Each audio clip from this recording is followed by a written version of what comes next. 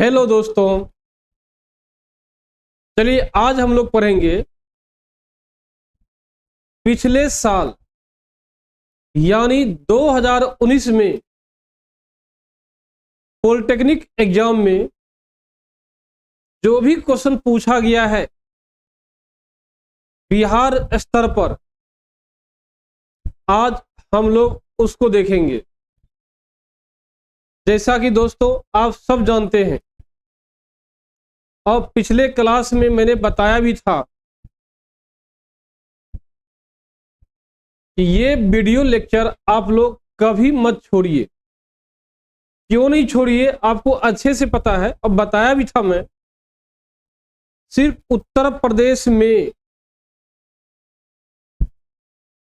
सिर्फ उत्तर प्रदेश में जो पॉलिटेक्निक 2022 में एग्जाम हुआ था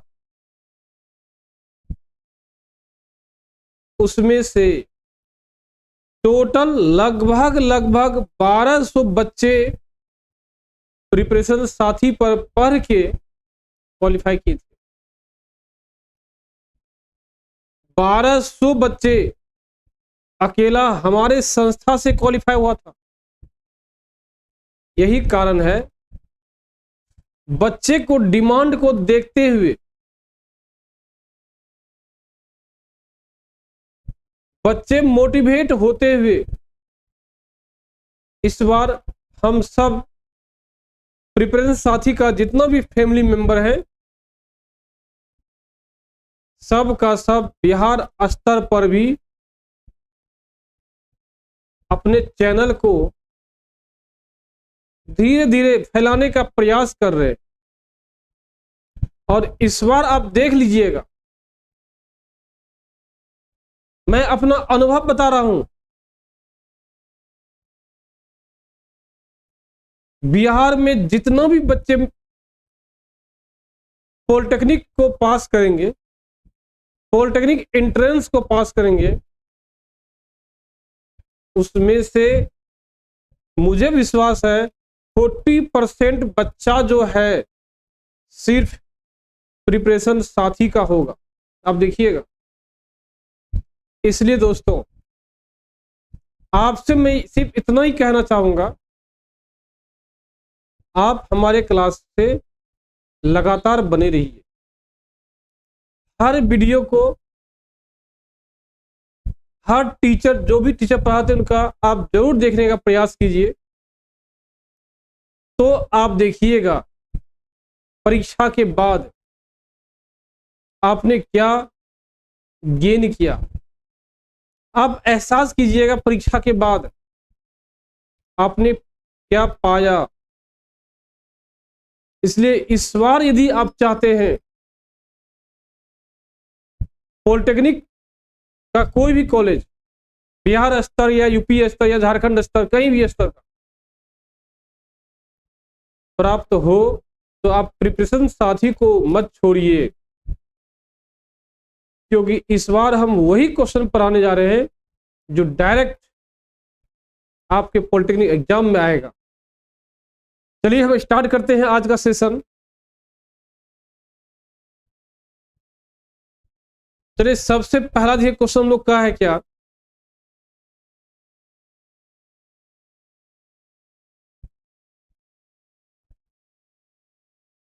सबसे पहला क्वेश्चन है, कुरकुरे के पैकेट में रिक्त स्थान पर एक अक्रिय गैस भरी जाती है। यह उसे रोकने के लिए किया जाता है। आइए देखिए भरी क्या क्वेश्चन है।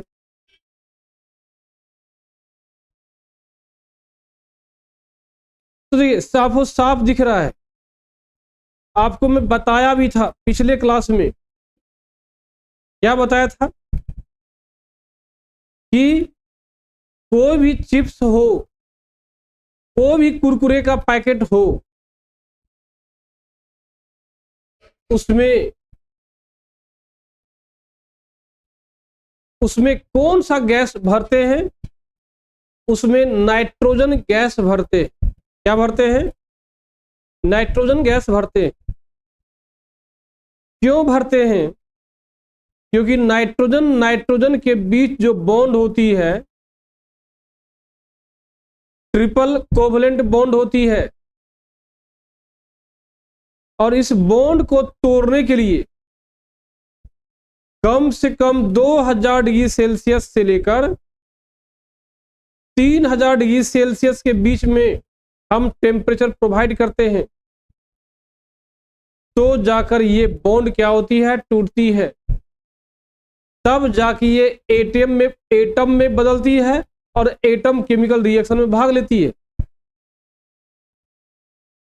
कुरकुरे के अंदर इतना टेम्परेचर का होना संभव नहीं हो पाती है, इसलिए नाइट्रोजन गैस नहीं टूटेगी, और नाइट्रोजन गैस नहीं टूटती है चिप्स के साथ रासायनिक अभिक्रिया नहीं करेगी। आप बहुत अच्छे से जानते हैं। तो सवाल यह है कि आखिर उसमें भरा क्यों जाता है, कौन सा रिएक्शन है जिसको रोकने का प्रयास किया जाता है। तो आपने पढ़ा होगा रिडॉक्स रिएक्शन, क्या पढ़ा होगा, रिडॉक्स रिएक्शन पढ़ा होगा।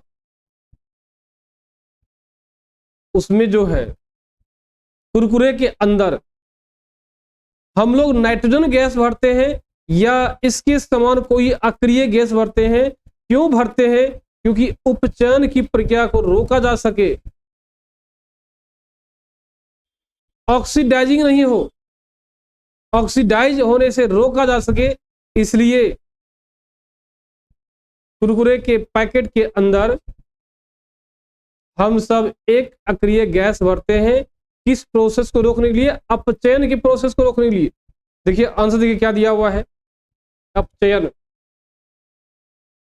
इसी को बोलते हैं हम लोग ऑक्सीडेशन बोलते होंगे आप। ऑक्सीडेशन की प्रोसेस को रोकने के लिए ऐसा होता है।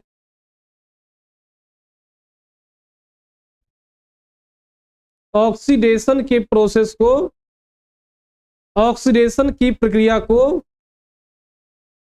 रोकने के लिए ऐसा किया जाता है। आप अच्छे से समझ गए होंगे।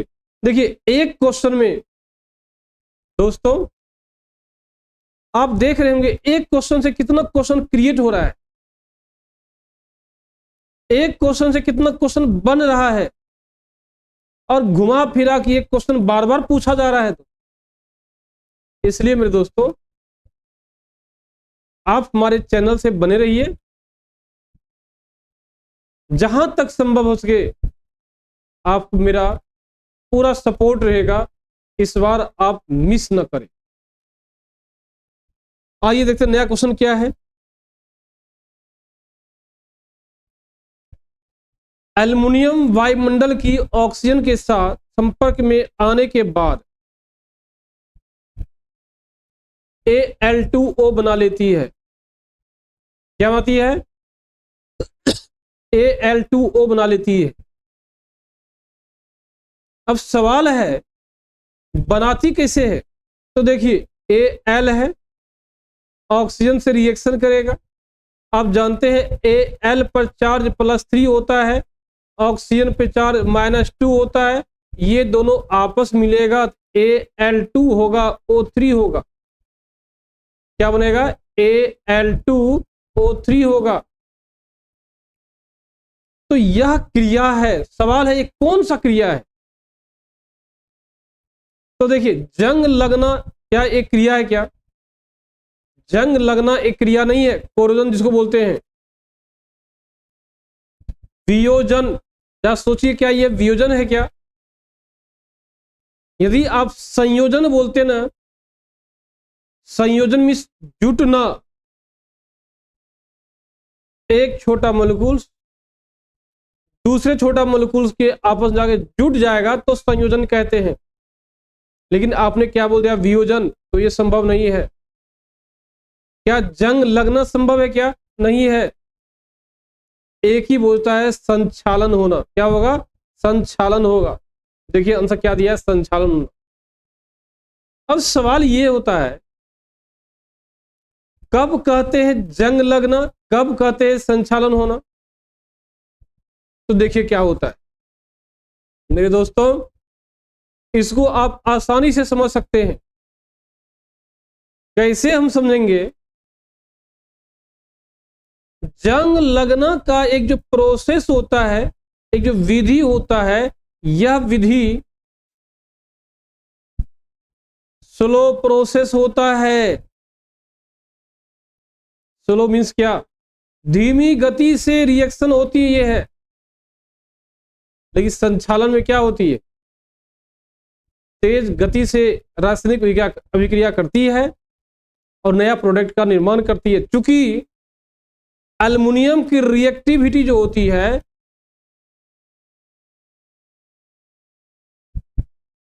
जो मॉडरेट रिएक्टिव एलिमेंट है, उससे अधिक इसका रिएक्टिविटी होती है। क्योंकि इसकी रिएक्टिविटी अधिक होने के कारण, इसकी रिएक्टिविटी अधिक होने के कारण इसमें कौन सा प्रोसेस लगता है? संचालन प्रोसेस लगता है। आइए देखते हैं नया क्वेश्चन।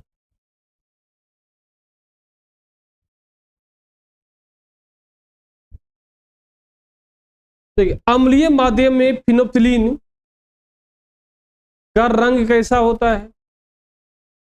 हम जान रहे हैं फिनोप्थिलीन जो है एक एसिड बेस इंडिकेटर है। एक क्या है? एसिड बेस इंडिकेटर है। कहानी मीन्स क्या? फिनोप्थिलीन यह बतलाता है कि कौन सब्सटेंस एसिड है और कौन सब्सटेंस बेस है। तो ऐसे ही सब्सटेंस को बोलते हैं क्या हम लोग? एसिड बेस इंडिकेटर कहते हैं। क्या बोलते हैं? एसिड बेस इंडिकेटर कहते हैं। और आप पढ़े होंगे फिनोप्थिलीन जो है दो मीडियम में, एक अम्लीय माध्यम में, एक उदासीन माध्यम में, और तीसरा एक होता है क्षारीय माध्यम में। तो दोस्तों आप हमेशा ख्याल रखिएगा, नेप्थलीन क्षारीय माध्यम में गुलाबी कलर होता है। क्या होता है? गुलाबी कलर होता है। क्षारीय माध्यम में गुलाबी कलर होता है। लेकिन अम्लीय और उदासीन मामले में ये रंगहीन होता है। क्या होती है? रंगहीन होती है। यदि क्वेश्चन पूछा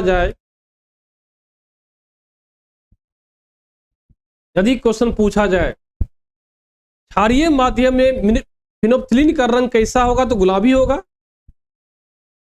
वो यदि अम्लीय और उदासीन माध्यम में पूछा जाए, निश्चित तौर पर वो रंगहीन होगा।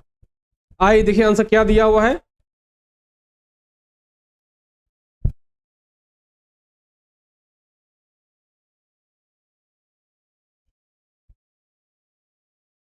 देखिए दोस्तों, ये कुछ आंसर गलत टाइपिंग हो गया है। इसको आप क्या करें? सही करने का कोशिश करें।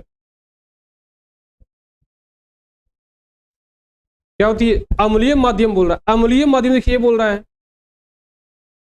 उदासीन रंगहीन है, तो ये गुलाबी होने का सवाल ही नहीं होता। आंसर क्या हो जाएगा? रंगहीन हो जाएगा। आइए देखिए आंसर क्या है।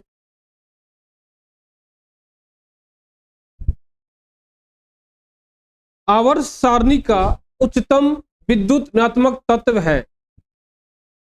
देखिए मैंने बताया था फ्लोरीन का कितना होता है।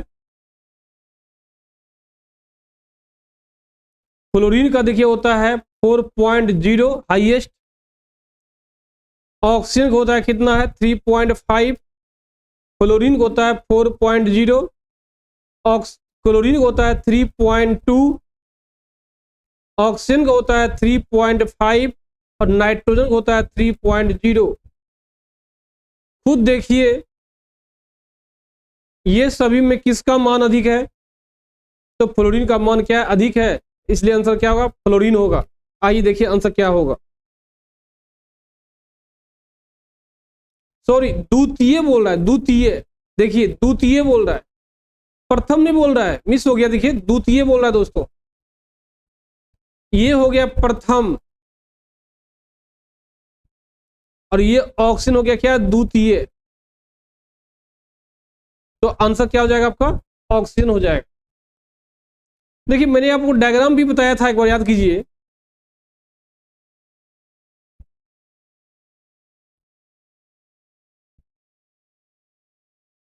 देखिए फ्लोरीन था, क्लोरीन था, ब्रोमीन था, आयोडीन था, oxygen, sulphur, nitrogen, phosphorus, carbon, hydrogen, ये दोनों का हमेशा एक समान होता है, ये तीनों का हमेशा एक समान होता है,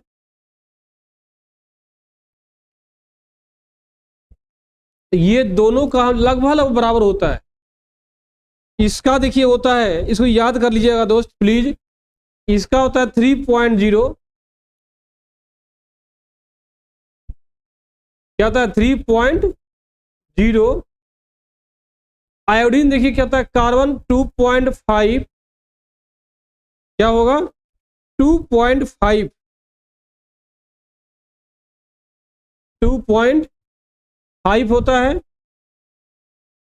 फ्लोरीन होता है 4.0, ऑक्सीजन 3.5, नाइट्रोजन 3.0, कार्बन 2.5, हाइड्रोजन 2.1 और 2.1। अब ब्रोमीन का जो होता है ये दोनों के बीच का एवरेज होता है। तो फर्स्ट हाईएस्ट हो गया कौन, फ्लोरीन, सेकेंड हाईएस्ट कौन हो गया, ऑक्सीजन, थर्ड हाईएस्ट कौन हो गया, क्लोरीन। तो इसमें क्वेश्चन पूछा रहा द्वितीय, तो आंसर क्या हो जाएगा, ऑक्सीजन। आइए देखिए क्वेश्चन क्या आगे।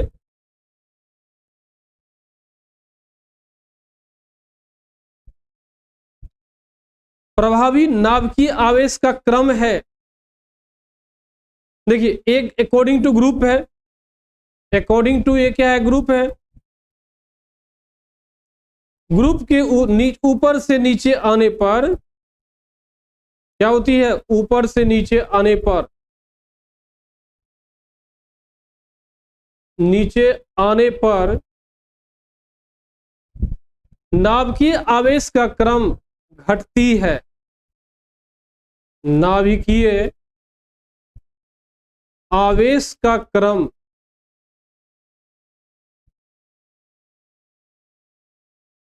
घटती है।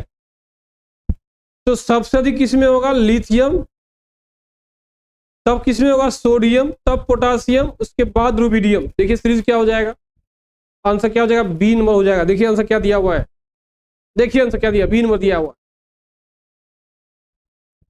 आइए नया क्वेश्चन देखते हम लोग हैं।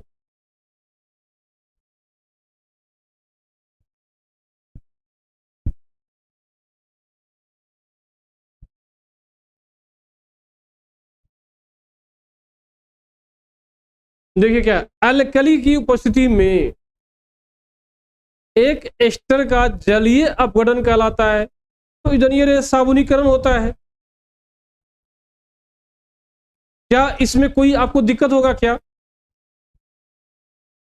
मेरे दोस्तों, ये पूरा का पूरा याद करना चीज है। क्या एक डिफिनेशन है, एक एस्टर का जलीय अपघटन कहलाती है, क्या कहलाती है, साबुनीकरण कहलाती है। एक एस्टर का जलीय अपघटन साबुनीकरण कहलाती है, एक एस्टर का जलीय अपघटन साबुनीकरण कहलाती है। ये तो डायरेक्ट याद करना है दोस्तों।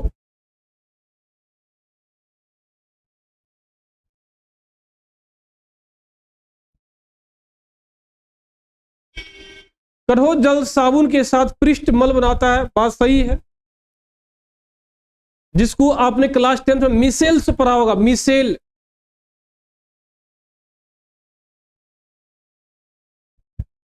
वह किसकी उपस्थिति के कारण होता है, मतलब कठोर जल जो है साबुन के साथ क्या बनाती है, पृष्ठ मल बनाती है। यह किसकी उपस्थिति के कारण होती है, ये होती है कैल्शियम क्लोराइड की उपस्थिति का, में जिसमें जिस किसी में क्लोरीन हो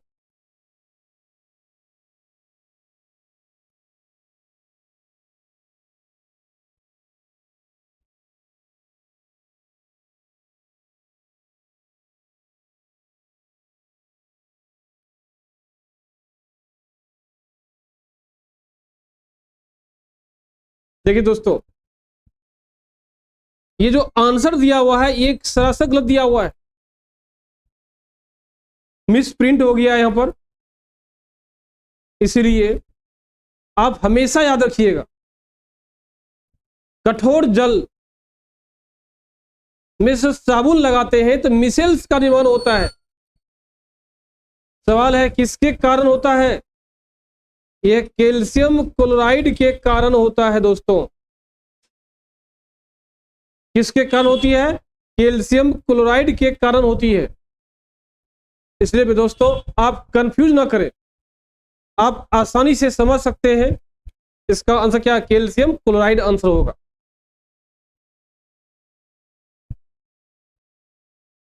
वे यौगिक जो सजातीय श्रृंखला में नहीं आती है, तो मैंने आपको साफो साफ बताया था, सजातीय श्रृंखला दो यौगिक के बीच का जो डिफरेंस होना चाहिए CH2 होना चाहिए। दो यौगिक के बीच का अंतर क्या होना चाहिए, CH2 होना चाहिए। जैसे देखिए आप ये दोनों में लिखिएगा, देखिए यहां 3 कार्बन है, यहां 2 कार्बन है।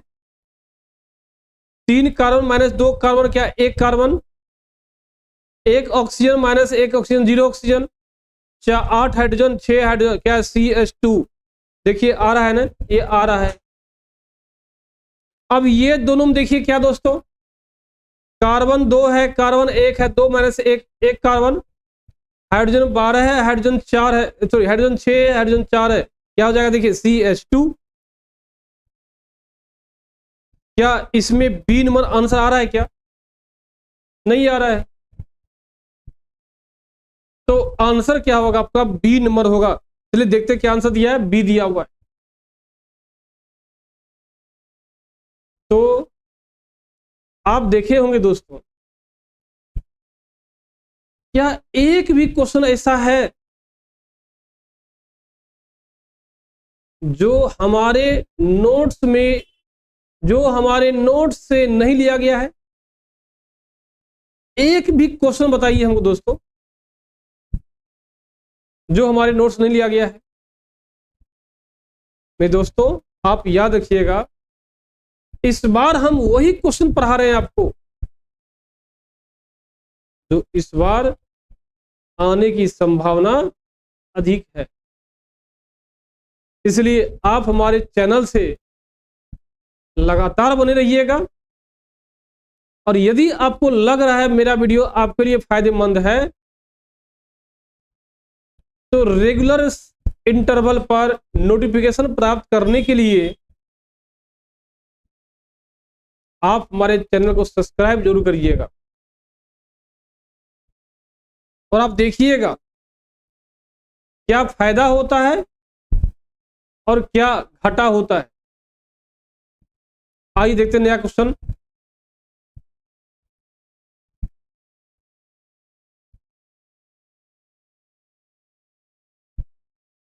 तो क्वेश्चन देखिए, आगरा में ताजमहल का रंग है, आगरा में ताजमहल का रंग डैश के कारण परिवर्तित हो गया है।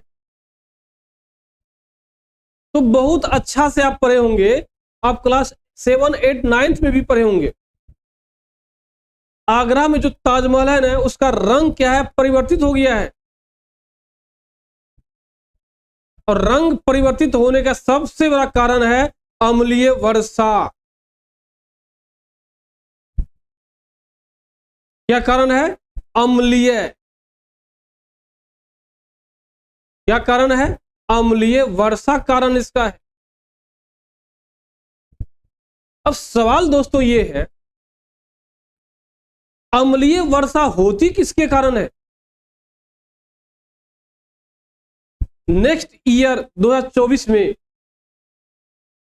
आपसे ये क्वेश्चन पूछा जा सकता है कि आसमान से जो वर्षा होती है, आकाश से जो वर्षा होती है,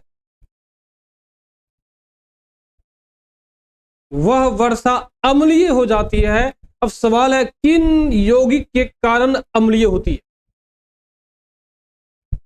दोस्तों आप पढ़े होंगे, अम्लीय वर्षा होती है H2SO4 के कारण, और दूसरा होता है HNO3 के कारण।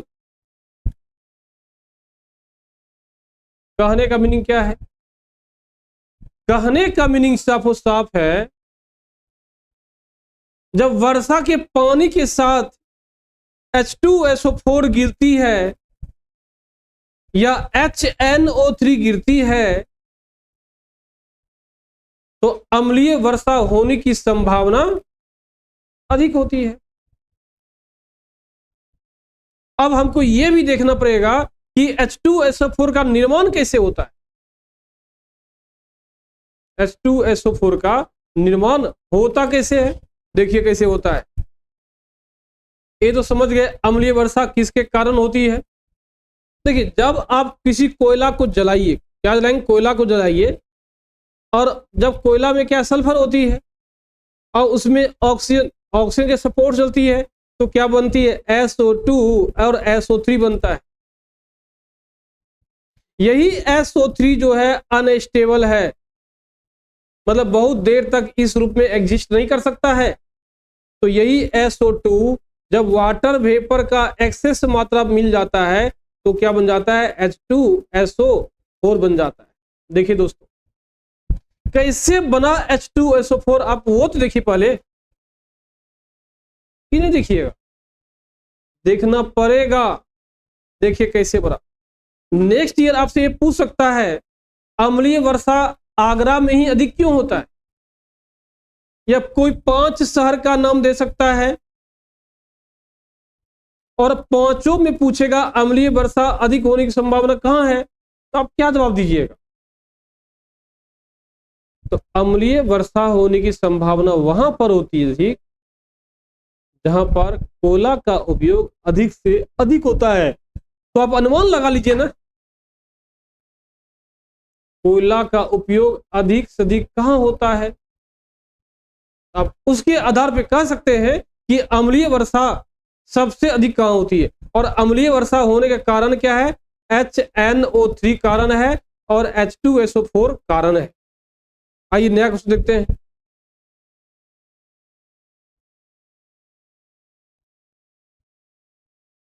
प्रति अम्ल को कम करने के लिए प्रयुक्त किया जाता है। प्रति अम्ल का मतलब क्या है? एसिडिटी को। यदि आपके बॉडी में एसिड की मात्रा अधिक हो गया है, आपके बॉडी में एसिड की मात्रा अधिक हो गया है, उसको कम करना है तो क्या करना पड़ेगा? क्षारीयता को क्या है? खाना पड़ेगा आपको। कोई ऐसा पदार्थ को खाइए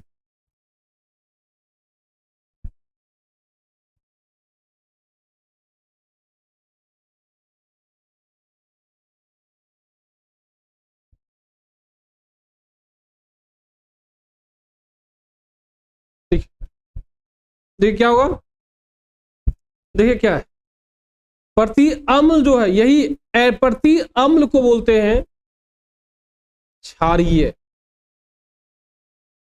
क्या बोलते हैं? क्षारीय। दोस्तों थोड़ा सा मिस माइंड हो गया था। प्रति अम्ल का मतलब होता है क्षारीय। क्या होता है? क्षारीय। वही प्रति अम्ल अम्लता को कम करने के लिए उपयोग की जाती है। जो क्षारीय पदार्थ होती है, जो क्षारीय पदार्थ होती है, वो अम्लता को कम करने के लिए किया जाता है। अम्लता को कम करने के लिए किया जाता है किसका उपयोग? प्रति अम्ल का उपयोग। आइए दोस्तों देखता हूं मैं नया क्वेश्चन।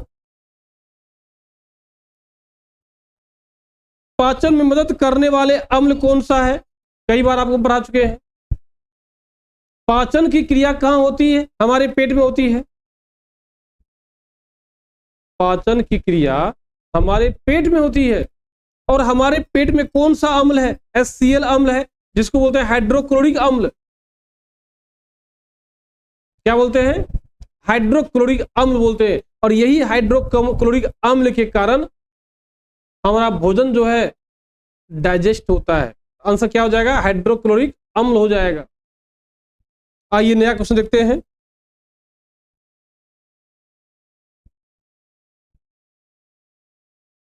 कार्बन का अपरूप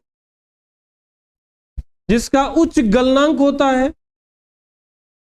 तो पिछले क्लास में आपको हम बताए थे ये सभी कार्बन का अपरूप है और इसमें से सबसे अधिक कोई कठोर है, सबसे अधिक कोई कठोर है, निश्चित तौर पे क्या है? हीरा है। हीरा सबसे कठोर पदार्थ है और जो सबसे कठोर पदार्थ होता है उसका गलनांक भी क्या होता है? अधिक होता है। गलनांक क्या होता है? अधिक होता है। और कितना गलनांक होता है? आप डायमंड का पूछिएगा तो 3500 डिग्री सेल्सियस के आसपास होता है। तो सबसे पहले आप ये दिमाग लगाइए कि सबसे कठोर कौन है। यदि सबसे पहले कठोरता पता चल गया, जो सबसे अधिक कठोर होगा निश्चित तौर पे उसका गलनांक क्या हो जाएगा? सबसे ज्यादा हो जाएगा। इसलिए आंसर क्या हो जाएगा आपका? हीरा। यदि पूछा जाए इसका गलनांक टेम्परेचर कितना है तो कितना बोलेंगे? 3500 डिग्री सेल्सियस है। देखिए आंसर क्या दिया है? हीरा दिया हुआ है। आइए नया क्वेश्चन देखिए।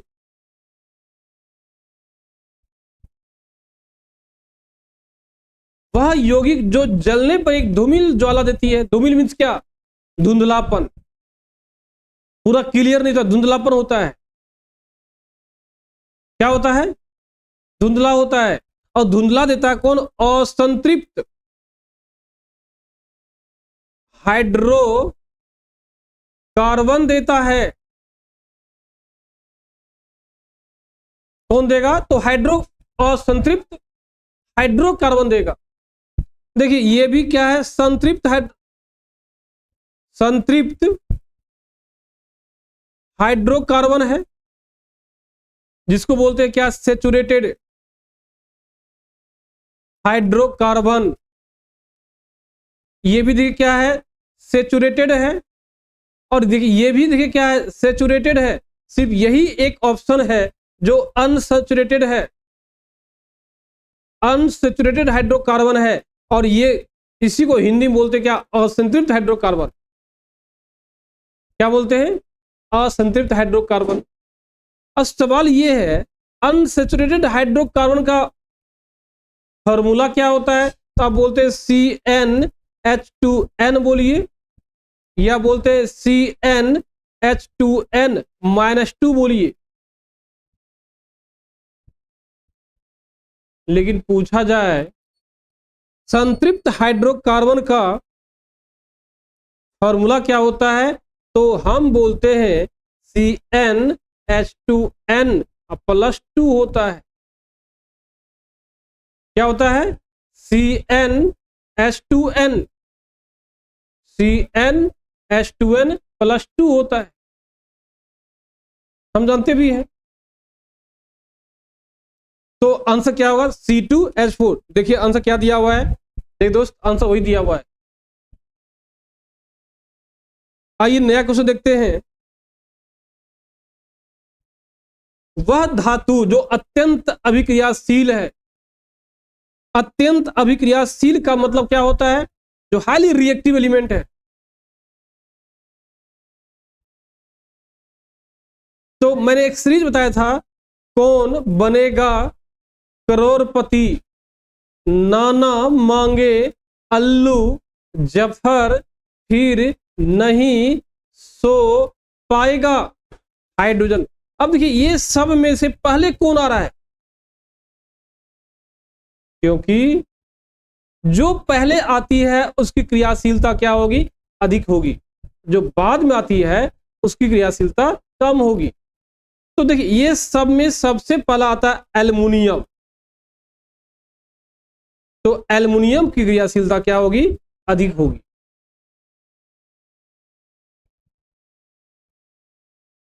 देखिए क्या दिया आंसर, एल्युमिनियम।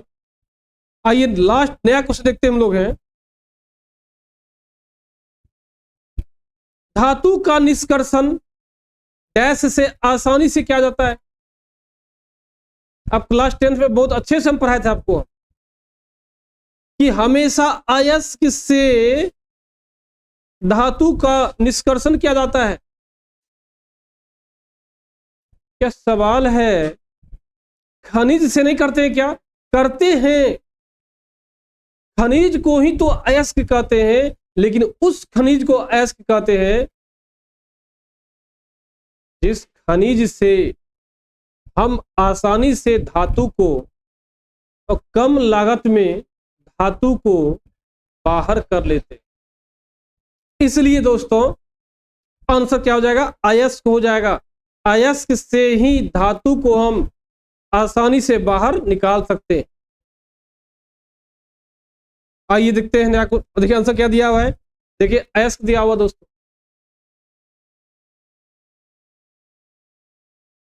आज मैं ज्यादा कुछ नहीं बोलूंगा, खुद आप देखिए दोस्त, खुद आप देखिए प्रिपरेशन साथी किस प्रकार से सिस्टमेटिक पीडीएफ फाइल को जनरेट किया है कि एक भी क्वेश्चन बिना हमारे नोटबुक के आदेश से नहीं पूछा गया है। इसलिए दोस्त इस बार हम वही क्वेश्चन पढ़ा रहे हैं और इस बार वही एक्सप्लेनेशन दे रहे हैं जो 2024 में आएगा नहीं, 100% आएगा, जान लीजिए। इसलिए दोस्त आप हमारे वीडियो से बने रहिए, आप प्रिपरेशन साथी से बने रहिए। कहीं भी डाउट होता है आप हमें तुरंत कमेंट करके बताइए, आपको हम सुधार करेंगे। चलिए तब तक के लिए बाय, जय हिंद।